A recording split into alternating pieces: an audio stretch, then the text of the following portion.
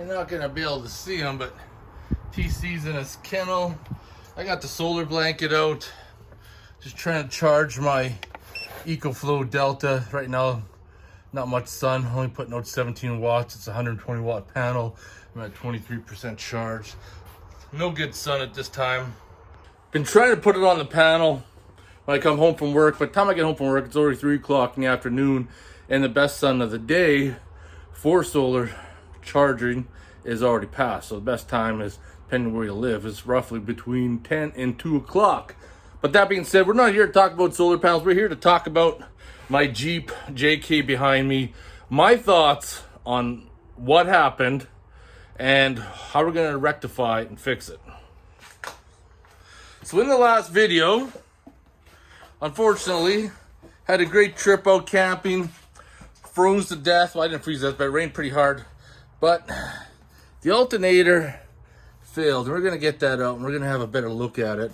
We're also going to replace this plug that's broken. And if you ever have an issue with plugs breaking, a lot of vehicles use the same plugs. They're all kind of generic plugs. So I thought I was actually going to pull one off my LS harness, but the Jeep TJ 4.0 injector plug is the exact same as the alternator. So we're going to cut that out and solder it. But anyways, what happened is the alternator died. And then I drove as far as I could. I got the dual battery system. And this battery gets shut off from the main one if the power drains too low, which is good, because I probably would have shorted out 2 batteries. But anyways, the main battery is shorted out. There's nothing I can do about it. So what I'm going to do, I need to take the battery out, get a new one.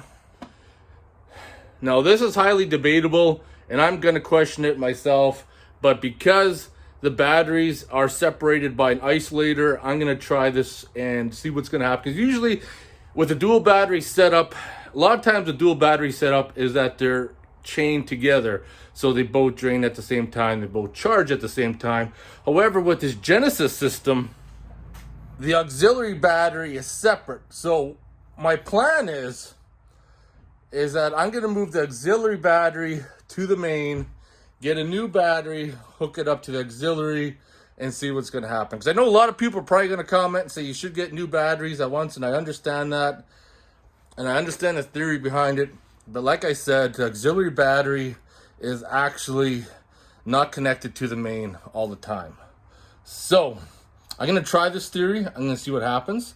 But some of the things we should probably look at right now is, before we start taking it apart, we should maybe start looking for shorts. I got the multimeter right here. We should hook up a power lead between here, hook it up to the ground. We should see if there's any possibility that the wires are shorting out somewhere. So we need to start looking at that kind of stuff. Power up the multimeter here. I just want to start checking some resistance. I should not have any resistance to ground. So it almost seems like something indeed is shorted out. Sometimes you need to get a different multimeter. So I'm going to test the resistance. Resistance is good. Resistance of battery to ground. No continuity. No continuity. No continuity, but if I touch it to the ground, I should have continuity. Perfect. So this is where I got to start disconnecting all the accessory wires and grounds. And it looks like I'm going to have to disconnect the ground from here and from the main battery post as well. Pull these screws out carefully. Disconnect the wires.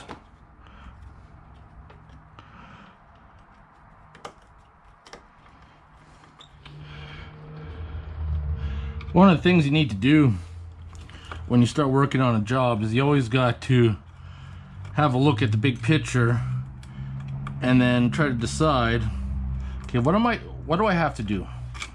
What's all involved here? What tools do I need? How far can I go until this is beyond my comfort level? Because last thing you want to do is get really deep into a project and then you bury yourself, because that would not be good. Stay within your comfort zone. I'll pull off those battery connections and negatives. So now I just need to pull. Man, that wasn't even tight. That's not good. That's not good. Let's get this out of there. Ooh, don't want to lose that spring washer. Okay, that's out of the way. And then this is the positive for the winch. Get that out of the way. And then we can pull off the top part of the Genesis. Now it looks like there's supposed to have been 4 bolts. And I think there's rib nuts underneath. So I just need to get these off the way.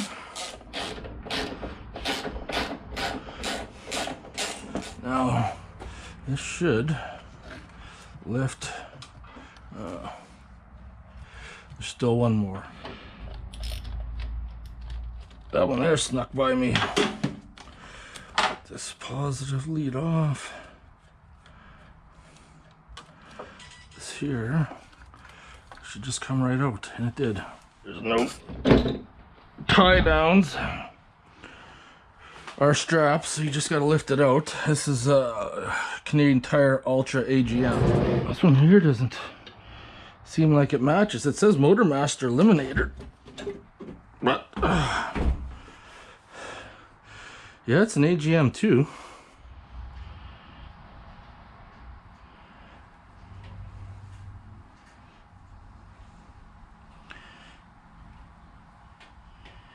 Can't even give me a reading.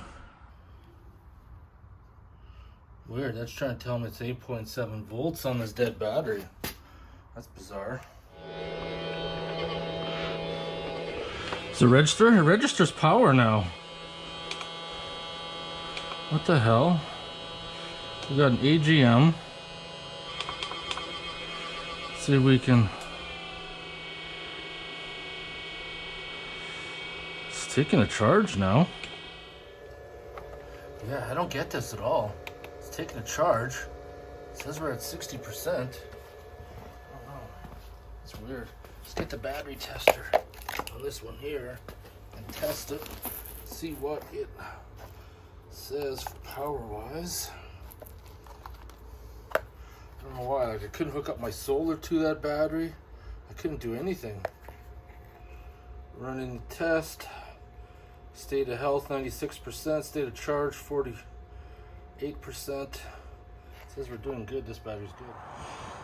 So while I was farting around, that battery tested out good, but then I tested this one here, even though it wasn't fully charged. It was at 60%. It was reading 11 volts, but when I hooked it up, it said state of health 0% and all that crap. So I definitely think this battery shorted out. I'm going to give it a little bit more time to give it some life. I'm going to get this alternator out of here. This electrical bay just stinks of something electrical that is burnt, but we all know what that is. This is another reason why I don't like the big stubby bumpers, that, you know, the big hoop that comes out, because when you're doing things like an alternator where you gotta lean over top, it's not going to be in the way. A lot of people comment on the one video on my other channel about the reverseness of the alternator, and I definitely think that's a little weird. We're gonna get all this out of here. What's nice, there's a lot of the same size fasteners being used, so you're not always hunting around for various tools and stuff. Get that out of there. loosen the clamp so I can pull this out.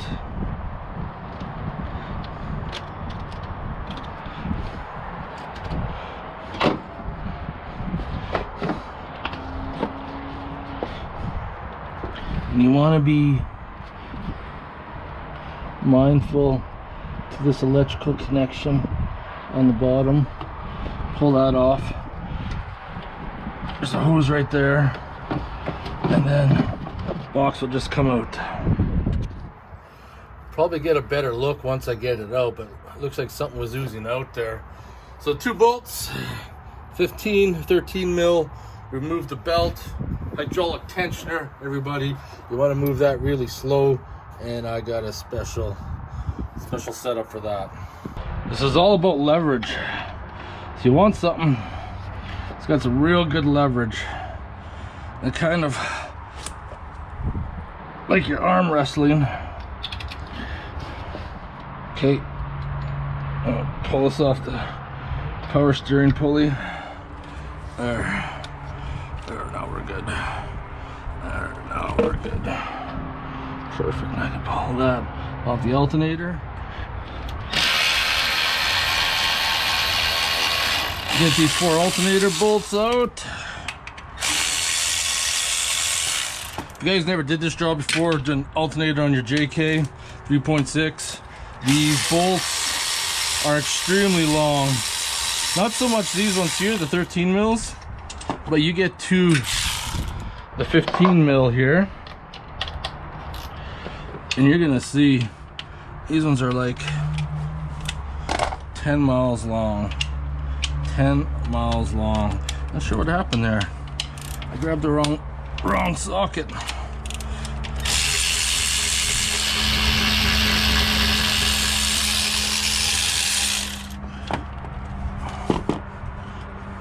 Come on, come on, come on.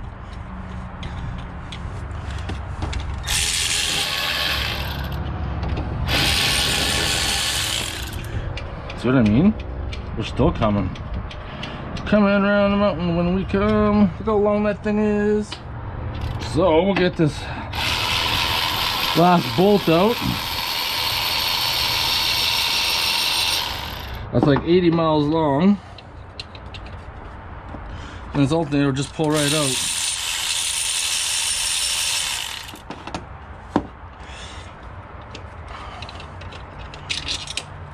Just like that. And then the belt decides to catch on it. Before I show you what happened, I just need to have a look at this belt. Belt seems like it's in pretty good shape still. These are these wheels I greased up earlier. Yeah, it's gonna be in pretty good shape. So the reason why I was inspecting the belt for damage is because the alternator is now seized solid. I can't even turn it at all.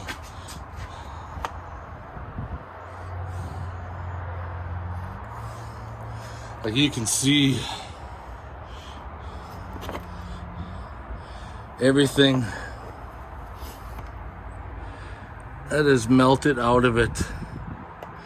But I thought that plug was bad, but it looks like the lock on the alternator is broken.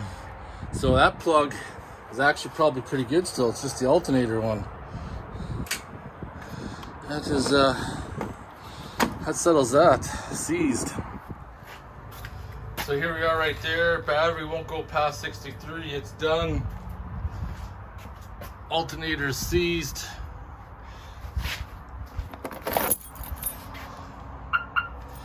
Throw these in the mighty TJ and get changed and go get some new parts. Better get a move on if I want to try to get those parts tonight. First stop, Canadian Tire to get a battery. One battery is secured. Off to the other part of town for the alternator.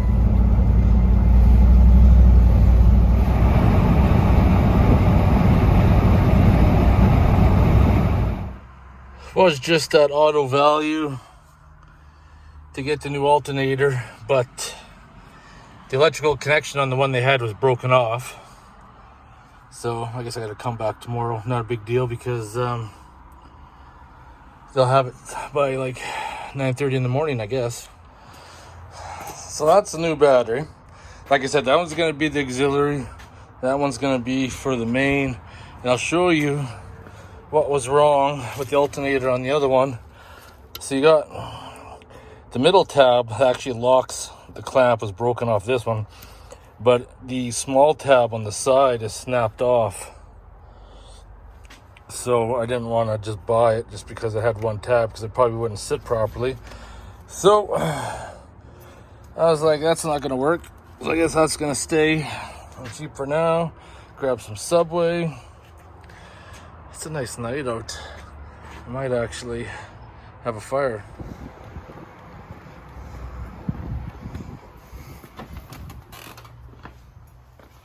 So I swapped over to the bigger panel.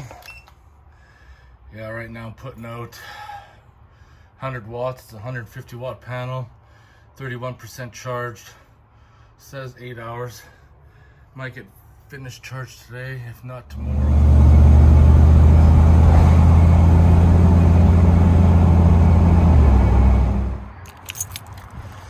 You know, just got home.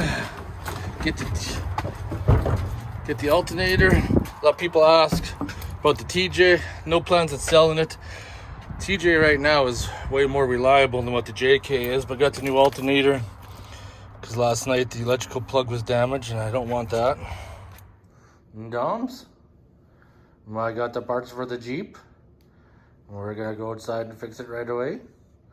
You just came in because you said it was too warm. Is it too warm for kitties? And are you gonna stay in the house where it's air conditioned? Are you? Are you even paying attention to me? Doms. Got the new alternator because of 3-year warranty. New battery, got warranty. So at this point, it's pretty obvious that the whining noise that I heard when I left camping was obviously the bearings failing in the alternator, because when I removed it, it was seized. That being said, is there any other further damage? I did hook up 12 volts to the battery cables and the dash lit up, but is it possible that the PCM, ECM could be fried when the battery shorted out? This is something that we're gonna find out, and if it is, I'm not gonna be happy. So fingers crossed that there's no other further damage.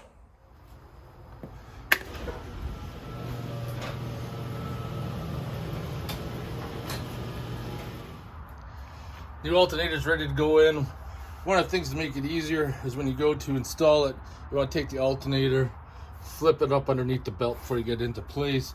And as I talked about before, as another reminder, this plug is actually still good, because what the issue is on the alternator plug itself, it has that little clip in the middle which locks it, and that was broken off on the old one, but it's on this new one. But like I said, if any chance you ever damage this plug, go to a Jeep 4.0 injector plug, the exact same. Now let's quit farting around, get to work. All right, got my screws ready. Slide the belt up underneath. Try to get this somewhat aligned. Put these long bolts in.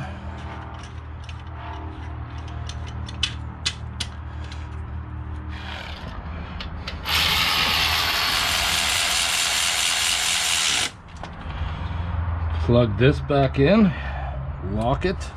No more zip tie, which is nice. See how well this tensioner wants to move today. Come on. Come on. There you go. Slide over top of the power steering. There you go. Should be good. That part was actually pretty easy. And the belt still seems like it didn't get burnt up. So the alternator, like I said, must have seized after the vehicle came to a stop and the bearings cooled down, whatever. But if you ever have to change the belt, leave the alternator attached to the bracket, or you can remove it off. But then this bottom bracket also has to come off, which makes it a little bit more difficult, but still not hard. I'm gonna get the airbox back in. Get this thing back in place. Put this hose back on there. Don't forget your little electrical sensor for the air intake temperature, I believe it is. Don't forget too, when you're bolting your airbox up again, that the radiator overflow tube fits into the little brackets there. So this is the joys of having a small garage. What I need to do right now is take my hood, flip it back on the windshield wherever I can't because of the garage door. Because what I want to do is put a nutsert in right there, because this is the hold down for the Genesis. And there's one in there, one in there, one in here. But this one here must have broke off. But in order to do that, I need to close the garage door, flip the hood. But once the hood's flipped, I can't reopen the garage door. If my garage was 10 feet wider, 10 feet longer, 12 feet tall, I would be very happy. But this is the suffering. Unless I strike it big in the stock markets. Almost at 50% charge, 6 hours to go.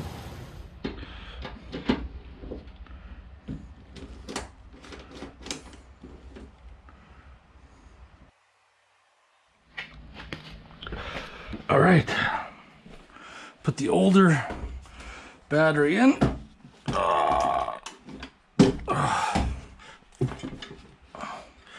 Sure you don't squash your fingers. Slide that down. Except this one has a handle.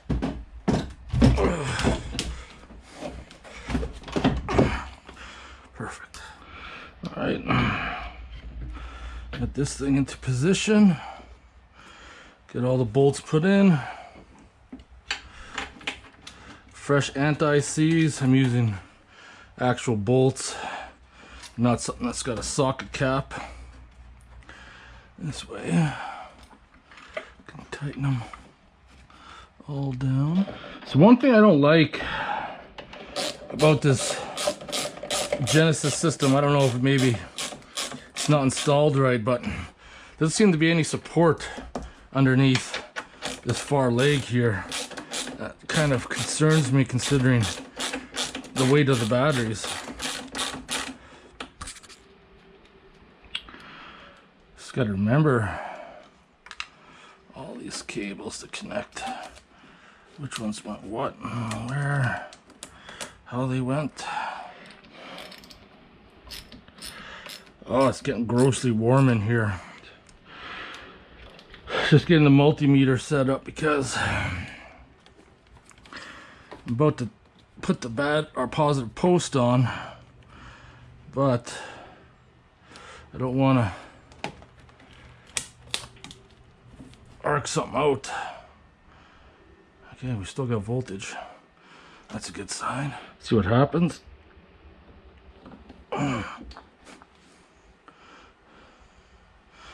That light didn't light up. I got power to the dash. I got power to there. Let's see if it'll start.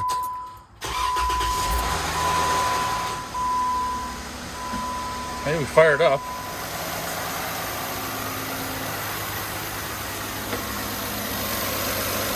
No more scream, that's for sure. That's a good sign right there, telling me that both batteries, I think, are over 12.5 volts or whatever. Telling you right now, I'm glad the Jeep started up. No issues, no smoke coming out of the wires. Everything still seems to boot up, which is a good thing. Still got to take it out for a spin just to see how it's going to be. A quick spin in the neighborhood. But fix one problem, there's still another one that appeared at the same time, not related, but let's have a look at what this bill costed me to do myself. Matching AGM battery, 240, alternator, 320, for a sad total of $560 to get this back on the road to drive. Now we got other issues. Go underneath, see that puddle of oil down there? The transmission oil pan is starting to leak like a sieve. So the problem with that is that if you watched that video a long time ago, the oil pan has these clips that clip, and there's only like 6 of them. And if you when I first put it together, I assembled it the way it's supposed to be, but I had a light seepage, and then I tightened them down a little bit more, but now that ruined it, because if you torque them down too much, then it causes a leak like it has right there. Wasn't leaking the months beforehand, but after that trip, it's leaking now. The fix is an aftermarket oil pan that doesn't use those clips. It actually uses a gasket and bolts instead, so I got that ordered up. And since mine's a 2014, I didn't get the B&M deep pan one, because on the 2014, I don't know if it's the same as 2012's. Anyways, with the NAG 1 transmission, the exhaust runs right underneath. So I think this pan's like a half a quart more fluid, but it's not going to interfere with the exhaust, which is a good thing.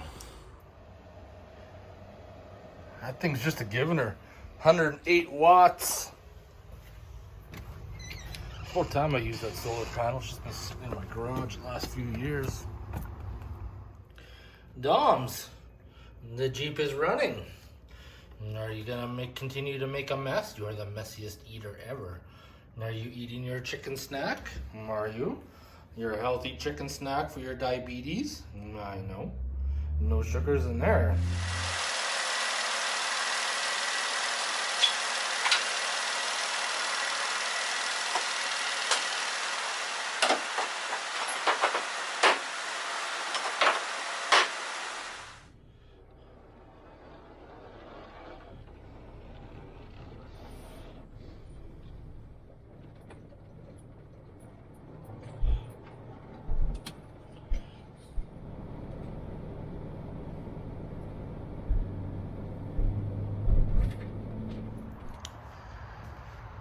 That made me happy. Successful drive.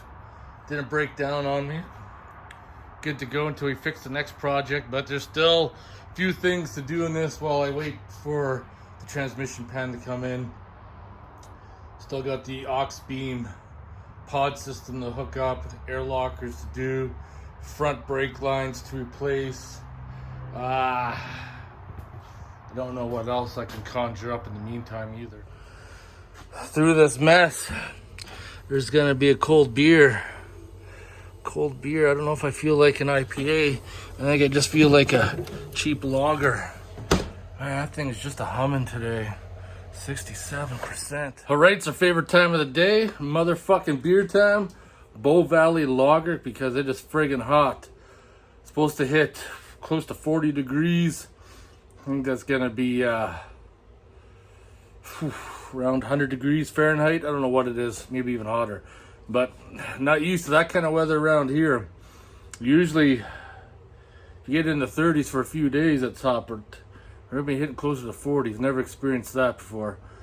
Ooh yeah, cold beer on the forehead. Get yourself brain freeze. Anyways, motherfucking beer time. Let's crack this open. Cheers everybody.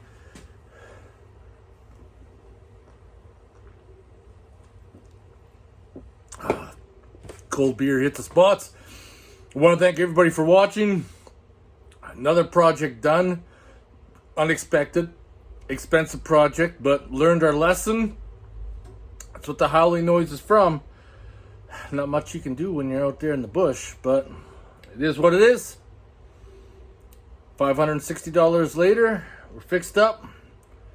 Hopefully no other issues, but yeah, I want to thank you guys for watching. If you have any questions or comments, post them below. Otherwise, I'll see you guys next video. That's what I'm talking about, cold beer.